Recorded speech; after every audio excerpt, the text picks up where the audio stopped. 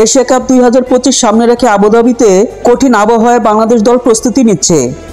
দিনের বেলায় তাপমাত্রা 38 হলেও অনুভূত হচ্ছে প্রায় 50 ডিগ্রি সেলসিয়াস, যা খেলোয়াড়দের জন্য চ্যালেঞ্জিং। প্রথম ম্যাচে প্রতিপক্ষ হংকং।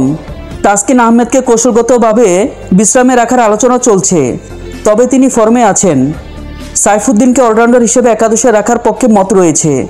ওপেনিংয়ে তামিম ও ইমন নিশ্চিত। লিটন আছেন 3-এ, 4 নম্বরে সাইফ হাসান বা তৌহিদ হৃদয়।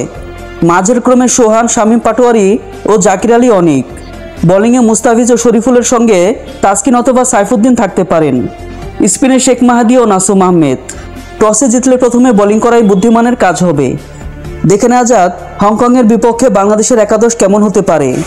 তানজিদ তামিম, পারভেজ হোসেন ইমন, লিটন দাস, তাওহিদ হৃদয়, শামীম হোসেন পাটোয়ারি, জাকির আলী অনিক, মুস্তাফিজুর রহমান, শরীফুল ইসলাম, মোহাম্মদ সাইফুদ্দিন, শেখ মাহাদি ও নাসুম আহমেদ।